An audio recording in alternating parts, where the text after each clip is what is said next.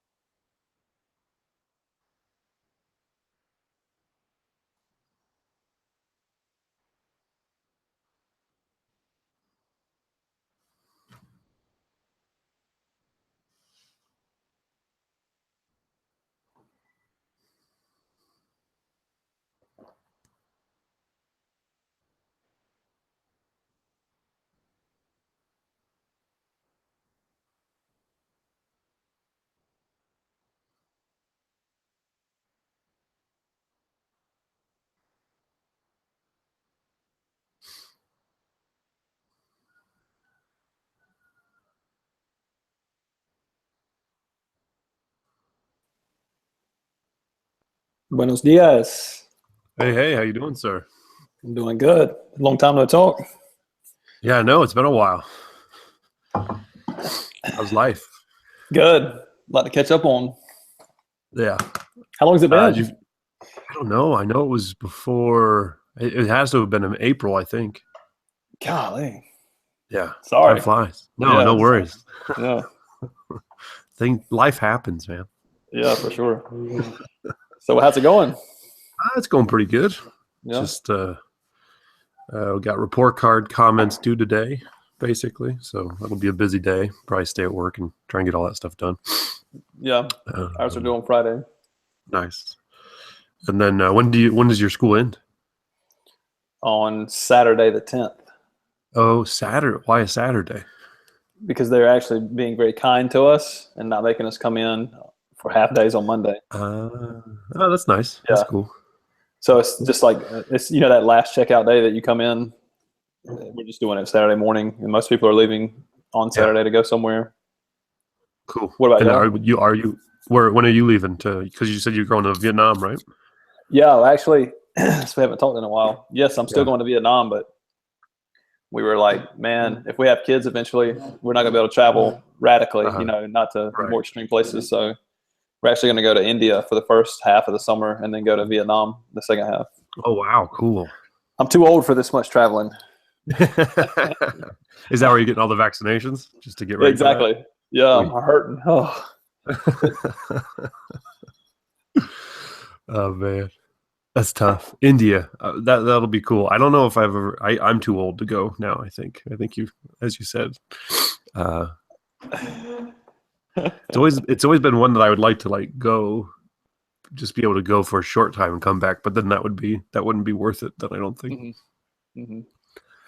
Yeah, it's such a huge just as I was just reading about going, it's so big. I mean, it's like. Yeah.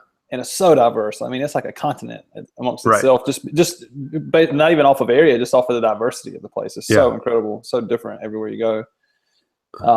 So I would say I'm not trying to see everywhere. I'm just picking a very small region to pass through slowly. And actually, I work with a very kind Indian lady, and I'm gonna meet up with her and her family while we're there. So awesome! Should be a good experience. It's gonna be great. Where about in India are you going? We're going to fly into Delhi. It's going to be all in the north. And she's from Benares, Varanasi. That's kind of like where they burn the bodies and put it in the Ganges and all that. Oh, okay. She's from it's like the spiritual heart of India, basically. So that's pretty much where we're going to be. Yeah. That's awesome. Yeah, just by luck. Angela knew about it because she likes Indian culture a lot. Right. But I didn't. So just purely luck. Nice. Luck's good sometimes. Mm-hmm. It's cool. Are you traveling anywhere when you get out? I think we're gonna do a week at Playa del Carmen there in Mexico. Okay. Have you been to Mexico? No, never. Well, no, that's a lie. I've been to Monterrey because I went to the school, Monterrey, American School of Monterrey, ASC or something like that, for like a week just to kind of check it out and see what's going on. So I wouldn't really call that a Mexican experience because it's kind of it looked like Orlando basically. Yeah. but with really good fish tacos. So that I will say that they had awesome fish tacos. So that was cool. Yeah. But this one will be cooler. It'll be around on the beach, and then there's you can do Aztec ruins and stuff. So I think the kids would enjoy that. So we would do it for about a week. I think try and find an Airbnb place on the beach and just kind of have a relaxing time. Yeah. That's the thing. That's why I'm saying I'm too old to this kind of traveling, because I realized at some point there in Colombia, I'm like, man, I travel so much in the summer, I'm actually more tired. For sure. At the end, it's more meaningful. Like when I was in the States, and I would just, when I was back in the States, I wasn't in this like traveling mindset. So when the summer came, I was just there, and I lived at the beach. I lived in Charleston, South Carolina. Ooh, man, those summers in the U.S. are like 2 months pretty much. Right. Yeah. I mean, almost. And it's just like, they're man. out now. Yeah. Yeah. When school came back, I was like, damn, am I a teacher? Like I've just been lost months now. Like, how am I going to get back into this? Yeah. Yeah. That's good. Yeah. Cause they're quicker here.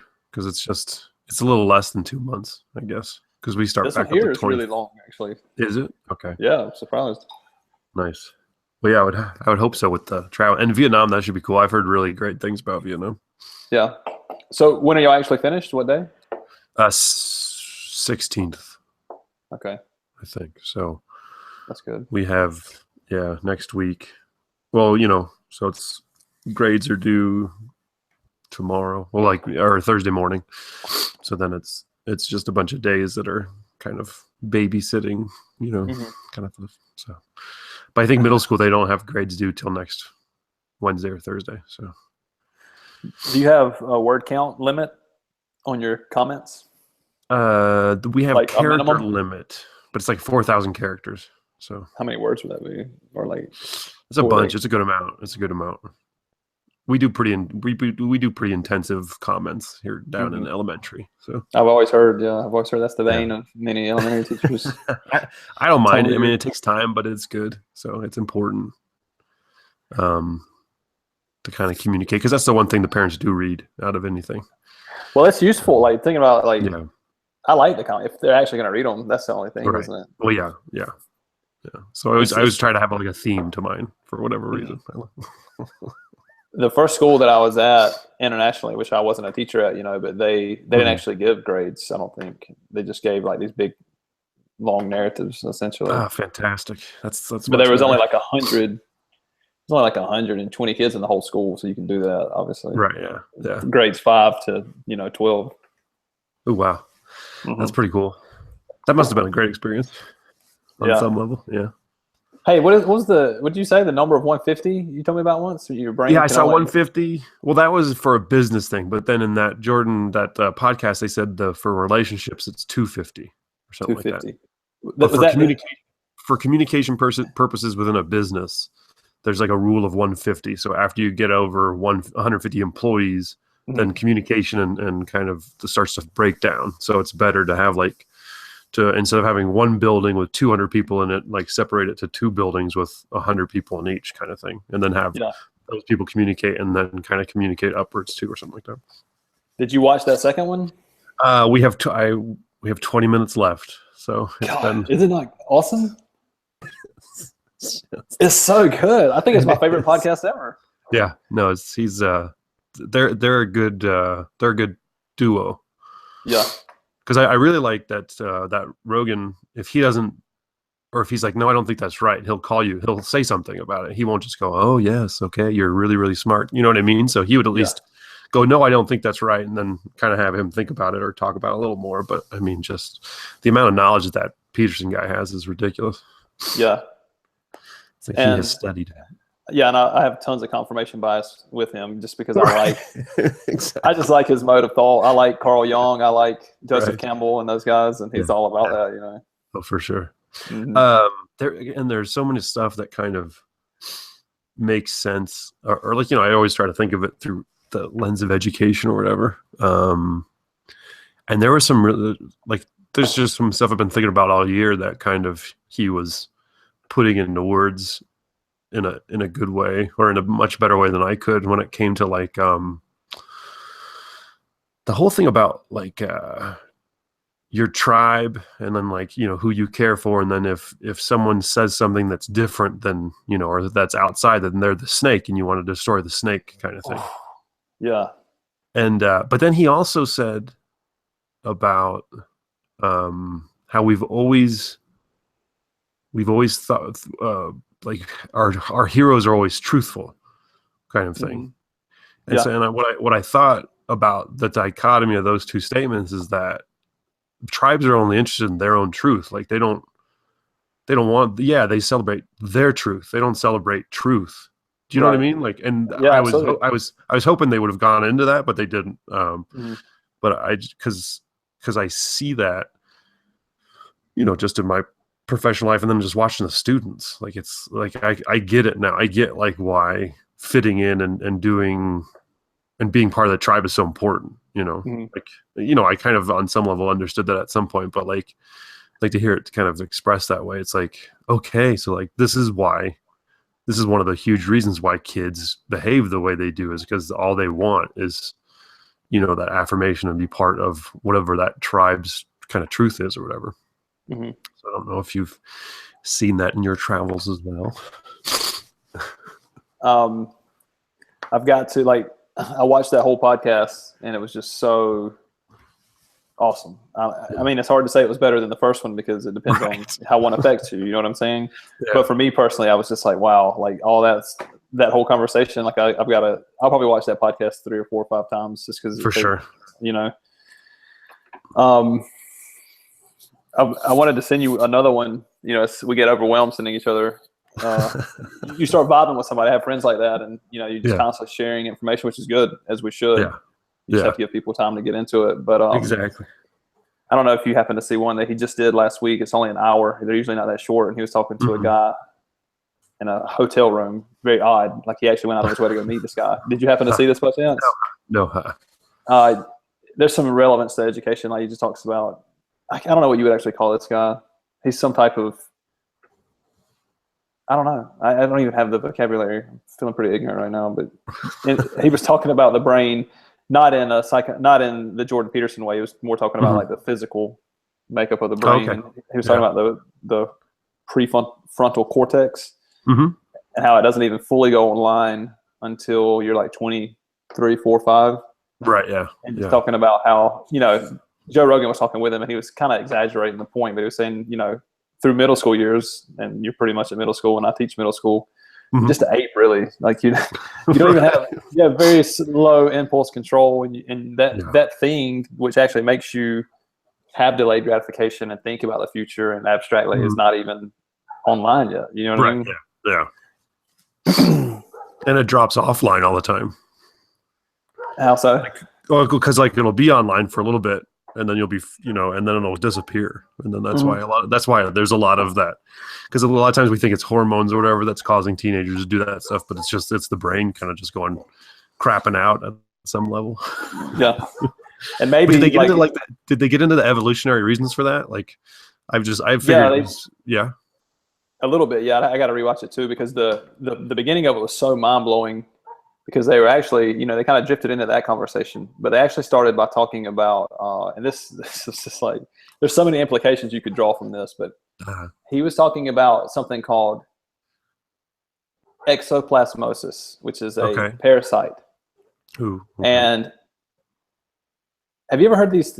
I'll give you an analogy and then I'll tell you what it is. Like, you ever heard, I can't remember exactly how I heard it, but someone was saying one time that like grass itself, is like the most brilliant manipulator of humanity because it has managed to have itself spread all across the planet through our agriculture, something like that. Oh, gotcha. Right. Gotcha. Okay. And like humans are just at the service of grass. It's kind of an absurd. I don't know if anyone really believes that, but something like that had been said to me. So it's kind of along those lines. This parasite can only reproduce in the gut of domestic cats. That's the only environment they found where it can sexually reproduce. But it is the estimates are at least 50% of the humans on the planet. Really? Right. And so how does this thing end up in the gut of cats? Like, this is the fascinating part. And this is what the scientist has been exploring. It actually hijacks the brain of mice and rats. So the mice or the rats eat cat poo, right? So they get the parasite and it hijacks their brain and it literally attacks their sexual, like the hormones that drive sexuality. And it rewires their brain so that, and this is fascinating. He said, if you took a cat, which they have, which is like a lab cat for generations, like that's never actually lived in the wild, and just put a bit of cat pee in their cage, they will freak out and get as far away from it as they can. Really? I'm sorry, I said cat, didn't I? I'm sorry, a mouse. Okay, right, okay. They have such an aversion to cats. It's just such a natural predator. The brain is hardwired, even though they've never seen one. That is danger. So this parasite actually makes them sexually aroused by cat urine. That's incredible. Can you believe it? And yeah. So one way or another, this parasite has learned to manipulate mice and rats to get eaten by cats to end up in the gut of a cat. Right, yeah. That's life, man. Yeah. And I'm like, we have no clue what's going on. We're stuck in our ego story, and something else big is happening. Like we are just the workers for grass, essentially. It's just a metaphor. Sure. But something is going on that we don't even understand. Just like that's amazing, man. Yeah. That's incredible. I would do that's mind-boggling. Yeah, it definitely is. Because I don't think the parasite is doing that intelligently. Right. Yeah. Like, how does this shit manifest, man? Like, that's when you start thinking, like, what's behind all this? You know what I mean? Like, that's why people just evolution kind of thing. Right. That's why people believe in some intelligence, because they're just like, how does this thing manifest that you don't?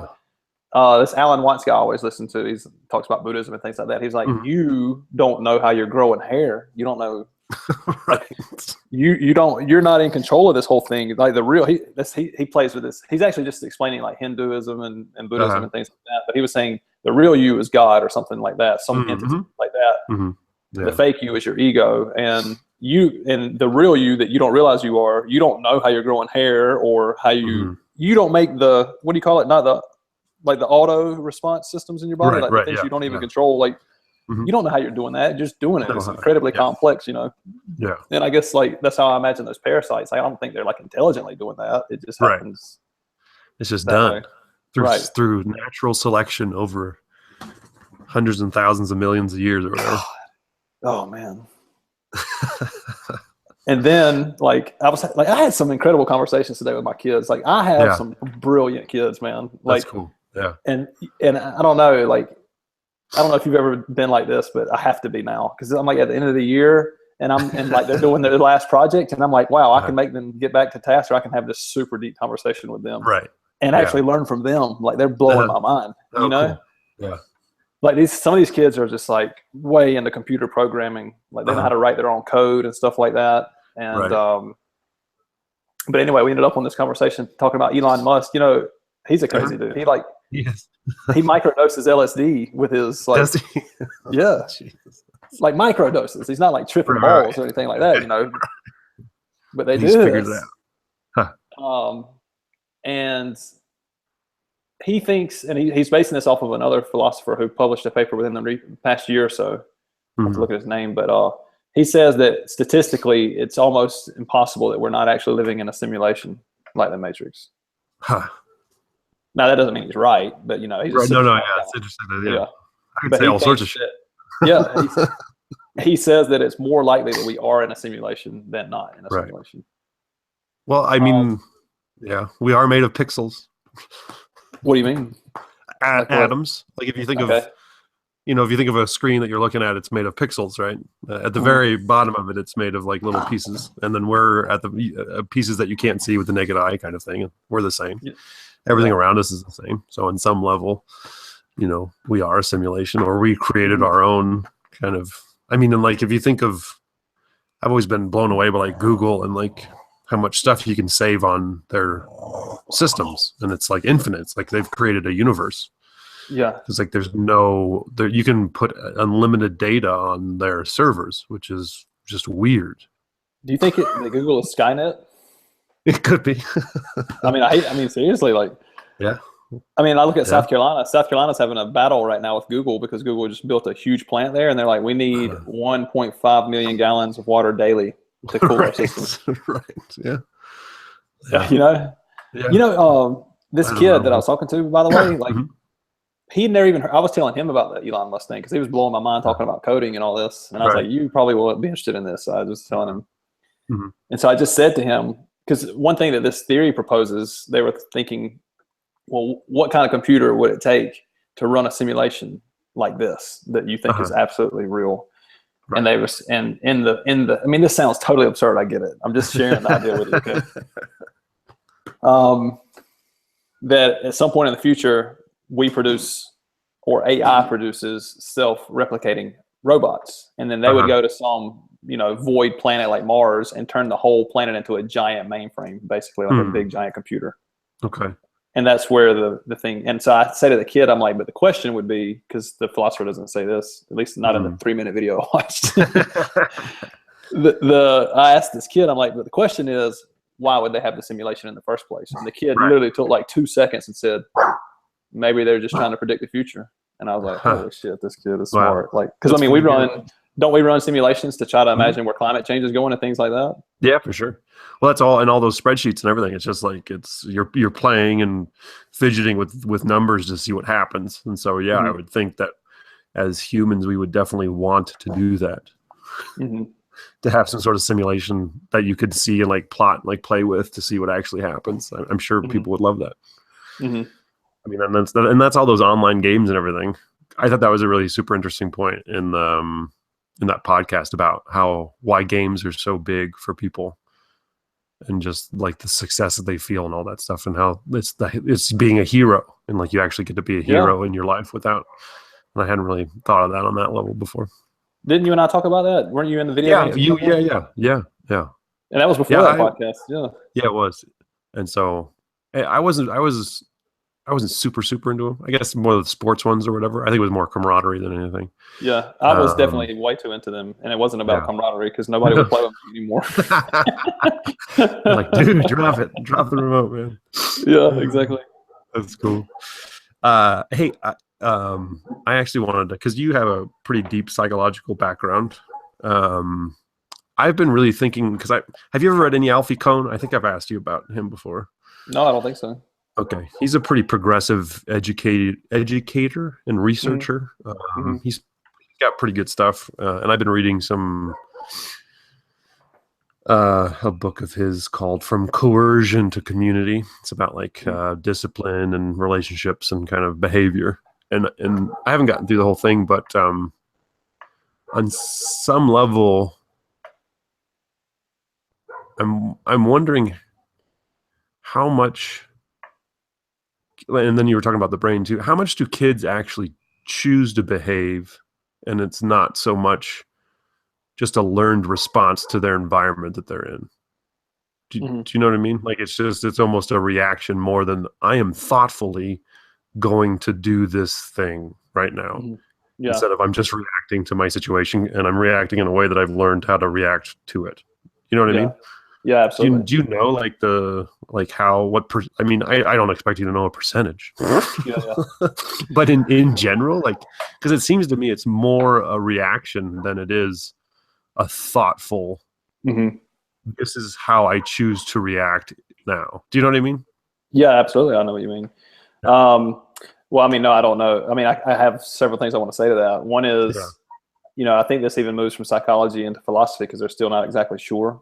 And I would say even your philosophy probably determines some of the stuff you're doing in psychology because, and the guy that was talking about the exoplasmosis, he's deterministic. And so is like, who's that guy that wrote a book called The End of Faith? He's a philosopher. If I said his name, you would know him immediately. But anyway, those guys, and because he was saying that you don't really have much free will, kind of like what you're saying, like you learn these things and like your brain, you think you're choosing, but you don't really have that much choice. But at the same time, I think that we have a default setting of not. Like I think that we all start off like what you just described, like we learn to act a certain way. But I do believe that we have the capacity to wake up. I think that is one of those phenomenons that they try to explain in various religions or through mindfulness or whatever. Like I've been doing mindfulness with my kids recently just because I did a unit on emotional intelligence, and I just wanted them to be able to see the way their brain is out of control. That's all. Right. Yeah. The mind is a monkey out of the cage, right? I think once you start to realize, and I've seen this practice in my own life, and if we got into a philosophical conversation of whether I actually chose to go this route or if it was just deterministic, I mean, I don't know. But I do think that as you start to watch your brain and see that the thoughts come, and then I chase it like a dog chasing a car, and then I learn to just sit and not have that impulse because all this is backed up by dopamine and other things that are rewarding, so I just keep doing it. But there is something that we can't quite explain, I think, which is like some idea of free will, which is if you can learn to break it. Right. Yeah. It gets easier each time. Like, but I do agree with you. I think that especially with the age group that you and I are teaching, they're kind of in that 8 phase. And I think that most of us probably stay in that our whole lives. I don't know how many people really wake up, Yeah, I don't know. I saw some Socrates quote. He was like, he's like, being angry at the right person at the right time for the right reason at the right moment or whatever is super hard. I was like, yes, he's right. Like because when it's absolute control to be, to be feeling the right thing at the right time or whatever, quote unquote, what right means or whatever. But but yeah, because I mean that is ultimate kind of control over yourself and your thoughts and stuff. But I almost wonder too with the mindfulness stuff is sometimes you have to let your brain just kind of go crazy or no. Totally. And just kind of go through thoughts and kind of have that time to reflect, but also be able to control it. It's like you have to kind of weave in and out of both. Totally. And I think it's just being aware of it. That's all. Yeah, for sure.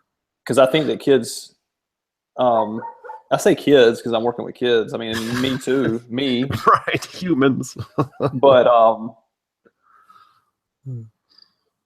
we're often unconscious of how much we're just chasing impulses. That's all we're really chasing. Right. Yeah.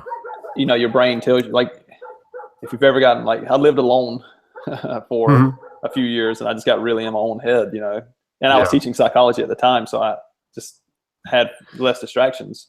Right. And I realized that I would, it sounds like psychotic, but you almost do hear a voice. Like, if you ever really start to pay attention, like, metacognitively to how you think, you're almost having a conversation with yourself, Yeah. And you, like, kids will be like, I want some water. Hey, Mr. Sims, can I get some water? If you just wait 30 seconds, you're not going to want any water. You're going to be thinking about something else. You know what I mean? But we do that constantly as well. Yeah. Even worse, you and I are, as we become adults, we're actually more capable of following those impulses, and we'll follow it up a mountain. Exactly. Okay, let's go climb a mountain. Exactly. Yeah. Exactly. But, what you said originally, do they really learn to make that decision, or is it a response? Yeah, I don't know. No, I'm sorry. Let me rephrase that.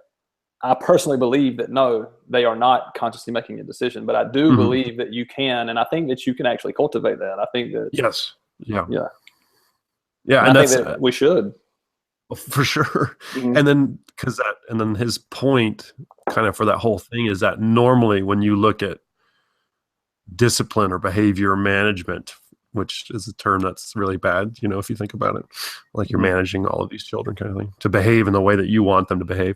And that's what it is. It's like, it's adults reflecting on the child's, and that it's his fault or her fault. And like, what do we need to do to this kid to get them in line to follow our rules so they can learn our stuff? Exactly. Or to make our days easier, whatever happens to be. Well, yeah, probably not even learn the stuff. It's just to make my life easier. Yeah. And just how wrong that is. And so it's just but like doing it the right way is tough. Like yesterday I was talking to my daughter, and I'm because she didn't want to set the table or whatever, which I don't blame her, because setting the table kind of sucks. I'm like, but we help each other out. So I'm trying to, talk about kindness and what it means and feeling. And I was like, and I looked at Diana, and I was like, man, like just being a shitty parent, like just smacking them, that's so much easier. And it makes you feel like you're doing something.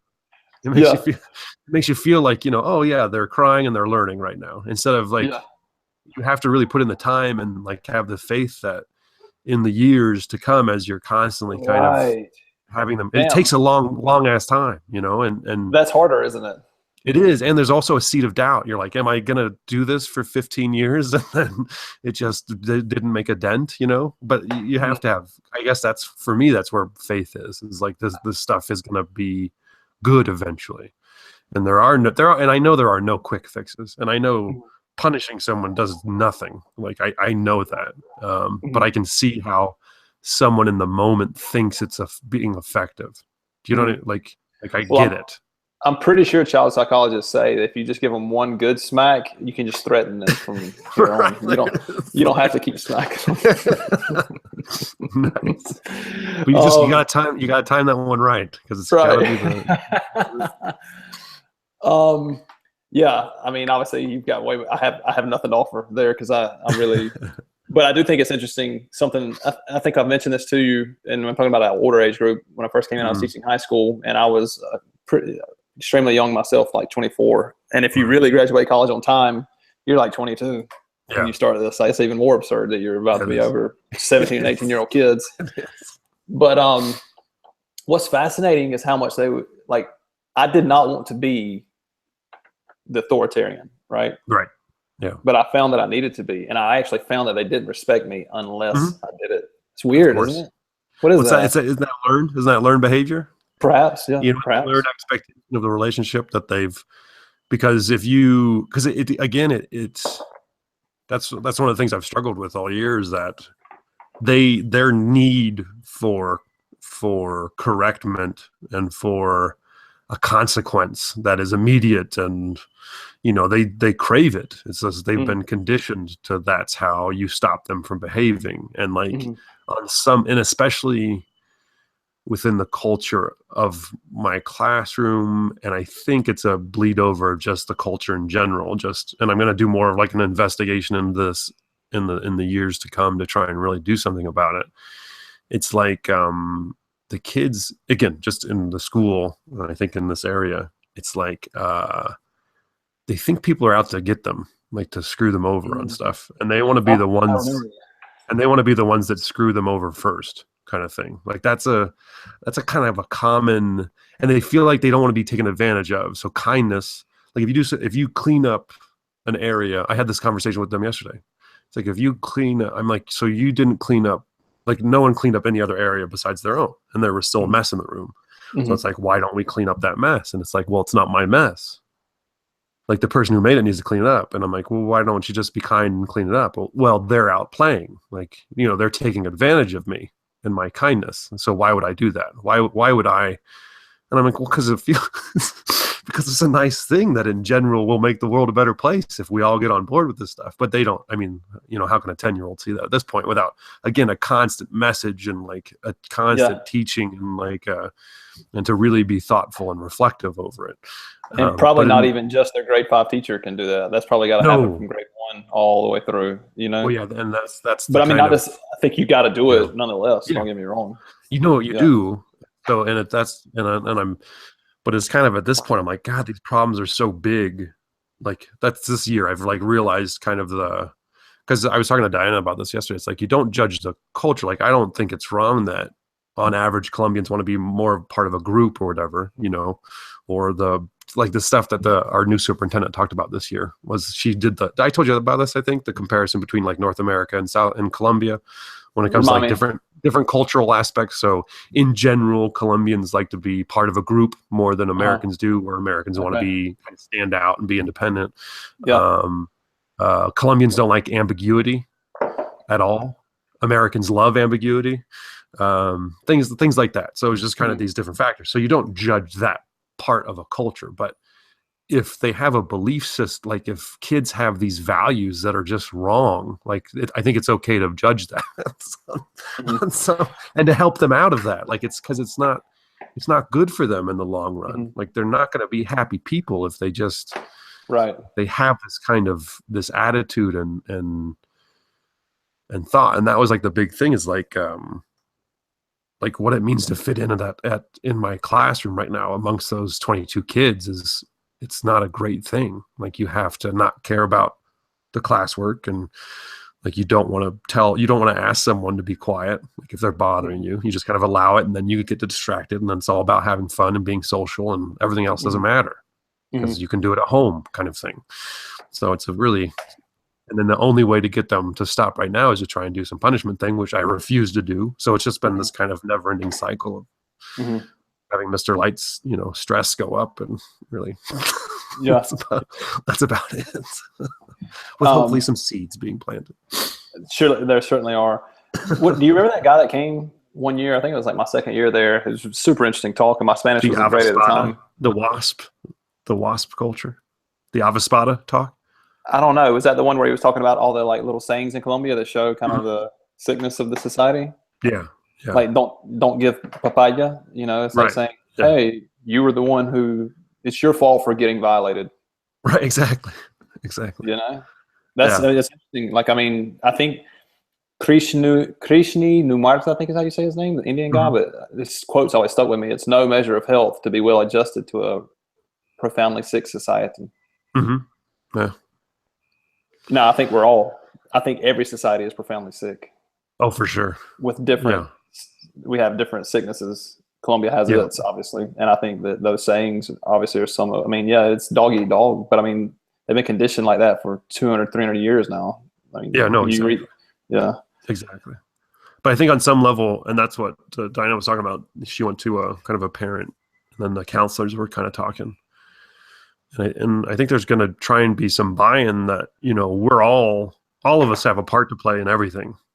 Like you can say Colombia is a corrupt country, but you all play a part. Like we all play a part in that in some way, like depending on how you model or what you do or all of that stuff. And that there is a disconnect between, but it's parents, they have a limited amount of knowledge and they're doing the best they can with the knowledge that they have. So it's like, how do we educate everyone? And then that's humans in general. They're doing the best they can with what they know. Like that's it. That's that's it. Yeah. Well, tell me what you've read about punishment. I'm curious because obviously I know like spanking. I've read a few things about like spanking, but we don't spank kids at school anymore. Like, what have you read in general about punishment that you're like, I'm definitely not doing that? Well, I mean, it is like if you want change, like I can stop a behavior in the moment by punishing, and then what would be a punishment, for example? I don't like you could go anything that like if they have a little clip and they have to move their clip down to having a bad day or something like that, or up to like a warning ticket, or some symbolic, even a symbolic punishment. Even symbolic, or here's your mom on the phone. Talk to them about what you're doing, which is all stuff I've done. Every single one of those things is something I've done. Yeah. And it helps in the moment, and it gets the kids who are interested in the subject. It gives them time to learn because the other person isn't bothering them anymore because they're quiet because they don't want to call their mom. And so it quote unquote works on some level, but what it doesn't do is kind of treat the problem. It's like, well, why are you like, what is causing you to act that way? Like, what is it the curriculum? Like, are you bored off your ass because of what I'm trying to talk to you about? Then I need to change that. And I need to figure out a way to kind of reach every kid when it comes to that. Is it me personally? Is there something like in my style that you don't like? What is it really truly? Or is it the culture? And that's kind of what I've realized this year is like there a lot of the behaviors is fitting in, which I think is a lot of probably every school. It's like, what does it mean to fit in there? And then the kids kind of comply to that on some level. Do you know what I mean? Yeah. So I'd rather have like, I don't know. I don't know what the secret is, but like next year, I think I'm definitely going to start. I need to figure out what it means to assess culture. What does that mean? What does that mean? Yeah. And it's in a micro way in my classroom. Like how do I assess what the culture of my classroom is within that first month so that I can intervene like thoughtfully? Because like the only way, this is something I read I went to some conference on cognitive coaching. And it's like the only good feedback you can give somebody, well, the quote unquote good, I shouldn't have even affect or whatever. I can't even use the right words anymore. I think too much on things. Is you give them data, like unbiased data, and then you ask them reflective questions and have a conversation with them to help them mediate their thinking. And then they can make connections and want to change. Everything else is like crap. So me grading something, me telling them things and being the source of the information is feedback, but it's not anything that's going to change someone's life, I guess, and put them in control of their own destiny. And so I have to figure out how to assess the culture, and B, I kind of have to figure out what is data on culture that I can show a kid and have them reflect on in a meaningful way to get them to even buy in and care about it. So that's next year. Yeah, good. That should be, you can have that in the first week. That'll be easy. Exactly. But what's cool is our superintendent's really into culture. So I'm going to try and meet with her and kind of talk to her about this stuff and see if we can set up some sort of, I don't know, or what her thoughts are, or I need to read up on it and all this stuff. But there's some good, and that might be like emotional learning too, the SEL stuff. I think there's a place for that. That might be like the way to kind of get in first when it comes to culture, is like, how do you behave in a social, emotional? What is SEL? That's the social, emotional learning. Is that what it's learning? For? Yeah. Is it? Okay. Yeah. So I don't know. I think that's my first step, is to kind of read up on that and look at what it means to quote unquote assess that. So I have some knowledge as to what to do. So before my kid has to come in and align with the system. I want it to be a good system first. Yeah. Because that's terrifying, man. That terrifies me to my soul. Which part? Teaching your kid, or like, no, my child. Because I think that's what happens to kids. I mean, I know that's what happens to kids. Like, they listen to their parents. They see the world through their parents' eyes. They have these expectations from their parents, and then they get to school, and then they're like, "Well, I I can't live up to your expectation and fit in. Mm. Do you know what I mean? Depending on what school, again, this is all very general. So Yeah, it's I'm with like, you. I'm with you. but it's like, oh, so I have to, in order for me to be part of the zebras, right? Like, I don't want a clipped ear. I don't want paint on me. I want to fit into that group, so I'm protected, so I'm not struck down. So you learn what those actions are, and you learn Which what the is an tribe intrinsic wants. need. You're not going to break that. No, and you learn what the tribe wants, and you learn what the tribe expects, and you do what the tribe wants because you don't want to be the snake that gets snuffed out or the Exactly. sick one that gets taken down by a predator. So it's all, I mean, that's all very innate, and that's why we do what we do on some level. So, and I know, and I've now know why I get the reactions I do from people when I say things in like meetings. Like what? Which is sometimes dead silence, just dead silence, and they go on. I'm like, all right, that was nice. So now I know. At least now I know. Now I know it's like I'm not speaking their truth. So I'm not speaking their truth. Maybe you're speaking over their head. I think there's probably something to that. But I try. I can't help myself. I'm like, oh, this is my chance to say something, and I will say it. Yeah. Yeah. But yeah. The only time I've ever been in meetings with you, I always thought you added, like, I just sat there in silence waiting for the time to go by because I had no clue what was going on. But you always added meaningfully. I was like, yeah, this guy knows what's happening. Well, I appreciate that. Administrator bone in him. Yeah. Seriously. Yeah. Yeah. Well, appreciate that. You're one of the few, I think, than the other.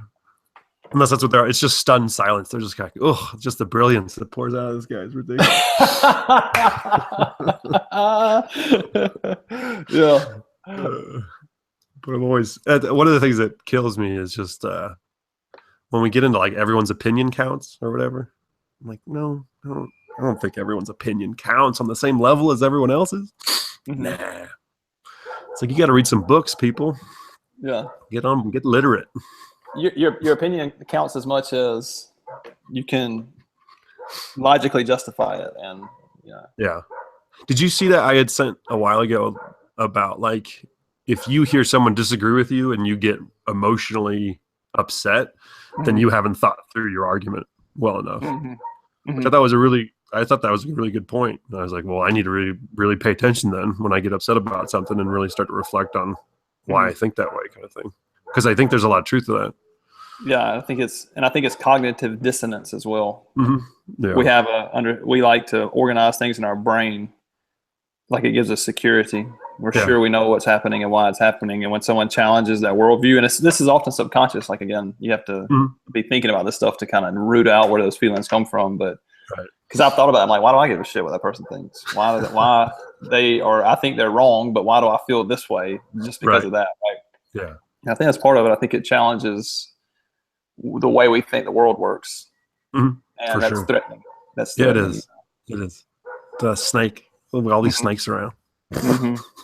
And I think the wisdom comes from not having attachment to physical things like material wealth, but also there's no attachment even to my opinion, like meaning this is what I believe in the moment. But if you have some valid argument that and you have to kill your ego too to be able to listen to people and be willing to change. Like I'm not trying to defend my point to the end. I'm like, well, either it makes sense or it doesn't make sense, Yeah.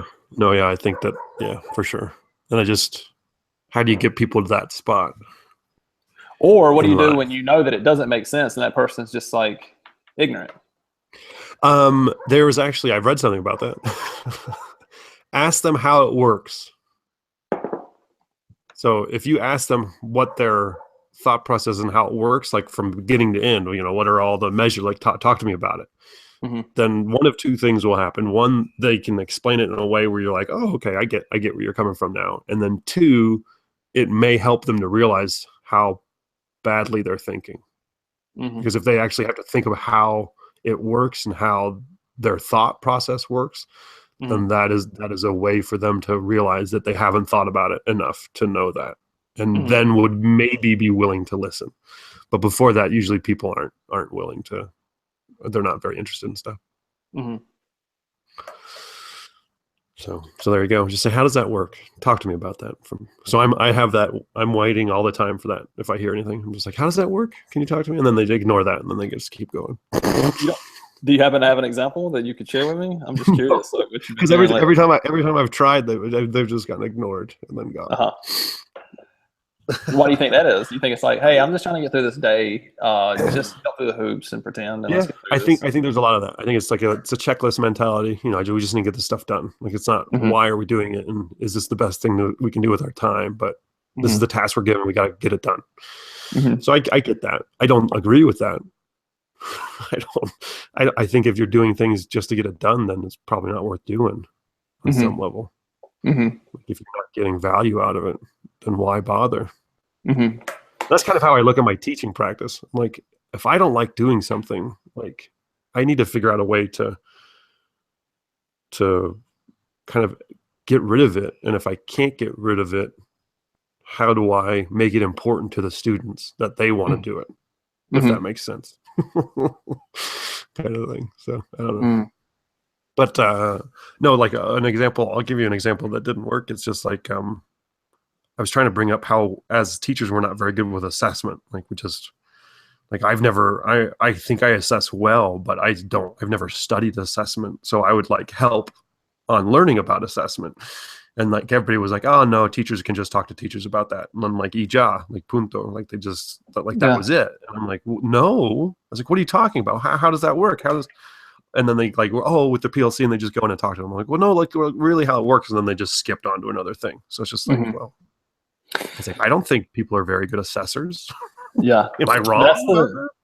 Yeah, and that attitude that you just mentioned, I mean, that's just prevalent in education, not necessarily. It's prevalent, yeah. I mean, some places are better than others, obviously, you know. But yeah, there's that.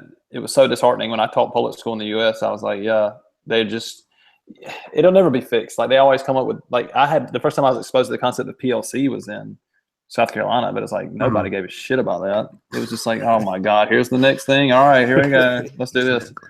Exactly. And then also like, even though I think that I became a much better teacher and there was a focus that made me a better teacher, like I'm saying, because of a design in the middle school there. But nonetheless, some people are not going to buy into that. Yeah. Oh, okay. I kind of lost my thought. It's actually what I was trying to say is there's still a little bit of the culture of what's the next trend. It's like, well, let's do like, I've told you this. I've never forgotten the thing that you said, which is that school that did PLCs has been doing that since '89, basically, or whatever year it was. Like that is the point. Yeah. What is your philosophy? You can make up some shit, and if you really believe in it and just keep doing it and find the depth in it and keep going deeper as opposed to finding, superficial shit in every direction that you're not actually even going to buy into. And then you're going to lose teacher buy-in because they know that you're going to have something new for them in 2 years, and they're going to do it, stick with something and like really stick with it and really dig into it. Yeah, that's it. That's all it is. But I think it's the simplicity in that freaks people out. Because they think that isn't doing something, And like I haven't had many pedagogy talks at the school I'm at now, but one thing I've realized here too is like there's many paths. If you're good and passionate, you can make that shit happen in so many ways, man. Yeah. Well, that was it's Alfie Cohen. I saw one of his quotes was with unconditional love and enthusiasm, you don't need to praise anyone. And if you do praise and if you don't have unconditional love and enthusiasm, nothing is going to work. Nothing that you do is going to help anything, which is just, I think that's what I mean. Like if you, like you talk about, like if you start with love and you're enthused about what you do, that's it. That's going to be the ticket in the long run. It may not work overnight, but I mean, that's the starting point is like, do you love these kids and are you enthused about what you're doing? Do you take it seriously? Right, exactly. Not necessarily like so seriously like that I'm freaking out, but yeah, like that you have a purpose. You really believe, because you should, that you can either do like you can have a major impact, positive or negative, in this kid's life just based on who you are, like the way that you conduct yourself. That's even more. That comes. They see you, man. They see us on that same thing that doesn't know how it's growing its hair is also reading you constantly without knowing it. You know what I mean? Yeah, it's reading those. I mean, I'm going to get really stoner here for you, but like probably reading those archetypes and picking up on things that it doesn't even know it's picking up on, For sure. Yeah. Sure. Yeah. Oh yeah, that archetype stuff. That was super fascinating. And I want to see his he talked about he has those speeches or the talks on the Bible or whatever, that Jordan Peterson guy. I kind of want to check those out. That was an interesting take on. I hadn't really thought of it in that way that he had expressed. Which like the kind of the power myth type way, or what do you mean? Yeah, well, the collection of truths over, like all of these kind of random stories put together that kind of told a narrative and edited in a certain way that told that. I mean, I knew that on some level, but I hadn't really considered that. And so I've always been kind of interested in religion and kind of why we do what we do in those senses, because it's a fairly big thing, I think. Yeah, I like what he says. I think he's like stop being so juvenile. Like we just we want to reduce it to simply a superstition, and that certainly is part of it, but it's way more complex than that. And you're just not thinking deeply enough if you think it's pure superstition, because it's something it gets dogmatized. I don't know if that's a word, but that's right. Yeah. I mean, these things come from. I mean, that's again, I'm just spitting out Joseph Campbell. I always quote people that I've never even read. I just kind of read about them and get the big idea, kind of, But hey, that works, man. That works. We've been passing on these stories, and they become like. Think about we've had like if you look at our span, like our time span as a species, at least based on what they think, we've had writing for like a minute. Right. Yeah. So this is all verbal history, and it's all passed on. And like when you look at Buddhism, it was passed on verbally. That's why everything is numerical. There's 10 commandments. There's the 4. What is it? The what path? But anyway, everything's numerical because it's easier to remember that way. Yeah. And then Jesus and Buddha and Luke Skywalker, as in Joseph Campbell, they become these archetypes. They embody these things that are that we're trying to remember. And why? I mean, it depends on how cold you want to become about it, I suppose. Like, is it pure evolution? Like, these are the things that allow survival to go further. I mean, you could go several directions with that, but but nonetheless, these religions are deeply powerful. Now, I love quoting Guy Ritchie. He says it's okay to have beliefs as long as you don't believe in them. Nice. That's pretty good. Yeah. Take it for what it's worth. Yeah. Here's these stories. If you take them literal, then you're probably missing the point. Probably. You make that. You make that judgment if you want, but they're there. They've been passed on for some reason, and it's not a purely Marxist power reason, even though that does exist. Obviously, people have manipulated it and used it to their advantage many times over. Sure, that happens. Yeah. But I read an article recently. I really like the way this guy said it. You may have heard of him. I can't remember his name now, but he was saying that religion is all language is symbolism, right? Like literally there's sounds coming out of my mouth and there's symbols that you happen to recognize and your brain decodes and you know what I'm saying. Yeah, that's and right. Religion, that's incredible. Just speaking and listening is incredible.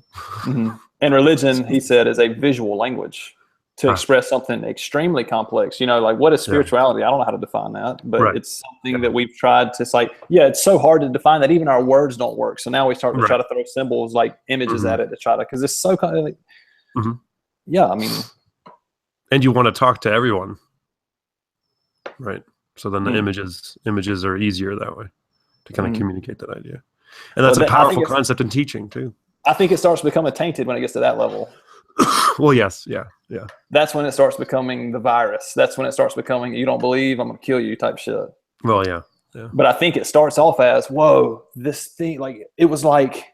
It was like you were born again, dude. I don't know how else to tell you. You know what I mean? Yeah.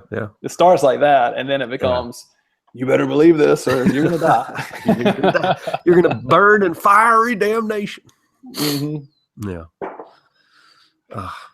And it's just what the computer programmer wanted us to believe. So there you go.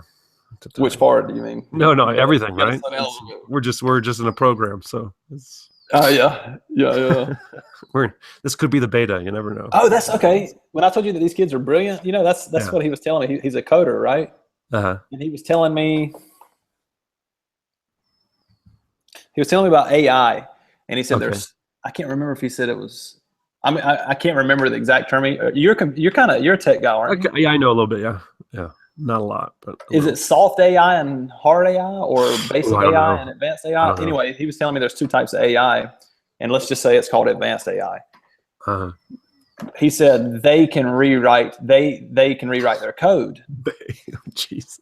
And I was like, oh, you mean like they're self-conscious, therefore? He's like, yeah, we humans are hard AI or advanced AI. I was like, oh, okay, because like our code, therefore, is the DNA. He's like, yeah, and that's what evolution is. I'm like, this is an 8th grade kid.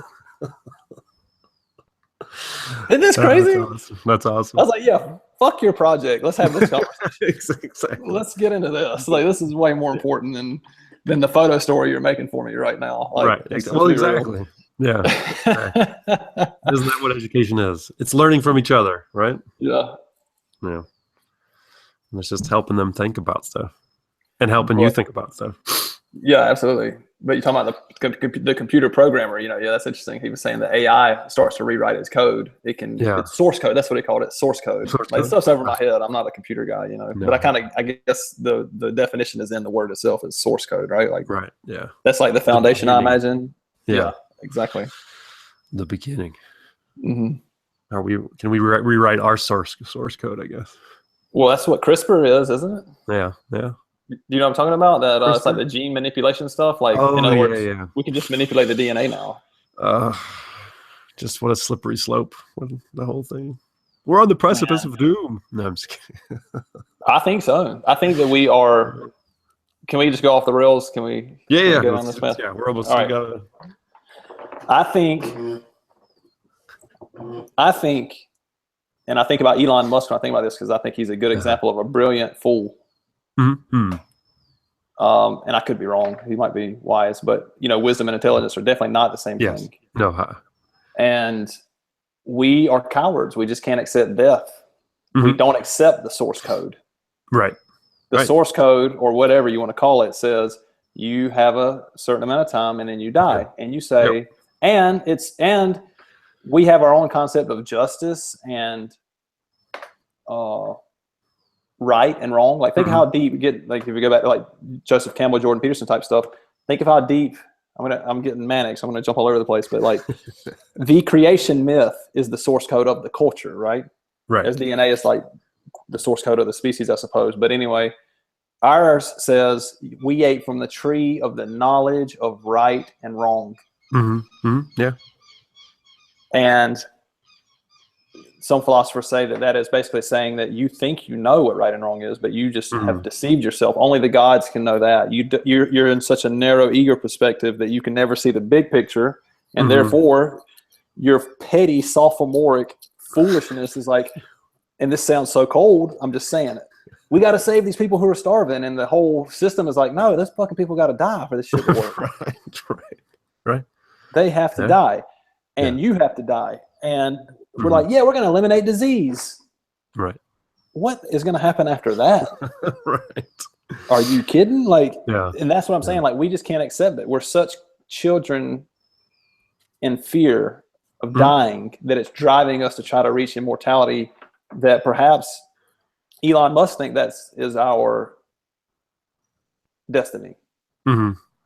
Because he's kind of pushing towards AI and things like that. Because the idea is that we'll be cyborgs essentially. Like, you can download your consciousness to a thing, a titanium body that doesn't. Right? Maybe that's good, but maybe it's just you're a pussy and you don't want to die. Right. And that's the thing that I use for spirituality, because I don't know how else to call it. But it's like, what is this other thing where it's like, no, you need to accept what you don't want to accept, and your ego. Ben and Kel knows that it's not going to be here, and it can't accept that it's sophomoric. It's smart enough to be dangerous, but stupid enough to be dangerous. You know what I mean? Like, and for the betterment of your species, you got to go down. But no, we want to eliminate disease, and I think we're all on the edge of doom. Yeah, I do. But at the same time, if I am on this path of spiritual wisdom, as we're like, however you want to call it, it's like, whatever. We're on the path of doom. What are you going to do about it? Yeah, so be it. Do the best you can with those grade 5 kids. Spread as many seeds as you can, and live the way that you believe you should be living. And I think that's more powerful than people give credit for. Yeah, no, I think that's it, man. That's the secret sauce, I guess. It's just and like being open to ideas and thoughts, and I think having conversations too is just something that people don't do enough. Like having real kind of like, what is your idea? Building ideas, destroying ideas. Mm-hmm. Having things recreate. So it's so hard for me to have a real friendship with anyone who's not willing to do that. I don't know if you feel that way, but it's just like, yeah, we can talk about baseball for a little bit, but we got to get into some shit eventually, because I'm just like, I guess I'm in a place where I'm not fulfilled by that, and I'm looking. I appreciate these conversations for that reason. Yeah, so do I. I like 5 minutes of football. You give me 5 minutes of football. I like talking about that, and then after that, though, I want to get to the meat, the marrow, right? The marrow. Is that what it is? And I would even say that if you can't get past that, you're avoiding something. Yeah, for sure. Personal, and I think that's the deeper truth of what the Peterson guy was saying, is that telling the truth means you got to be telling the truth to your own self. And that's where you got to start, right? Yeah. That's so hard, because it's like, unless you've had that realization, which I've been blessed before to have it, it's like, damn, I've been lying to myself. But it's almost a point of insight or grace that it's almost like you can't control that. I don't know how those moments happen. Yeah. When they do, you got to be aware of it. Yeah. I mean, how can you not lie? Like, if you're lying to yourself, think about what you're saying. You're lying to yourself. How can you therefore find it? It's just, it's deep, man. It is. We don't have words for it. That's the point. That's what I'm saying about the religion with the visual images. It's like, I don't know how to express that. I don't know how you pass that message. Yeah, what's the visual for the don't lie to yourself thing? Be truthful to yourself. To thy own self be true. That was Shakespeare, right? You got that. He knew what he was talking about. He was a prophet. Or he stole all of it and was a plagiarist. I don't know. Isn't there that? Could have been that. The parasite took his brain over just to pass that information forward. The programmer did. Actually, he was working for the programmer. It doesn't matter. The programmer is the parasite. Okay, that's right. Awesome. And some programmer was like, I'm going to create this parasite that attacks a rat's brain and makes it go get eaten by a cat so it can live in the cat's stomach, and that's going to blow their mind. Just watch it. And I'm going to send Kel the video. That's fascinating. Because what I started playing with, oh my God. Because where that conversation went was he went on to talk about baboons and how it looks like there's just now beginning the research, but it looks like it also affects baboons to get eaten by big cats. Huh. Really? And I got to thinking just about this concept that parasites can do that. And I'm like, who knows what the fuck is going on up here? Yeah. Yeah. Who knows what's like? So on some set, maybe the cat made the parasite. Well, have you ever like, you know what?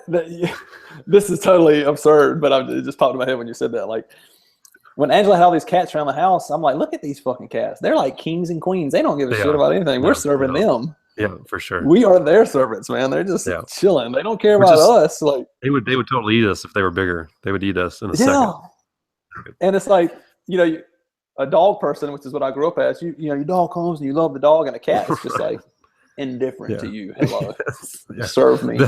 This comedian summed it up so well. He said, if you have a dog, you get home, they're like, oh, I missed you so much. I don't know how to feed myself. I thought you were never going to come back to me. I love you so much. And then when you get home, you have a cat. The cat's like, oh, you're back. Okay, nice to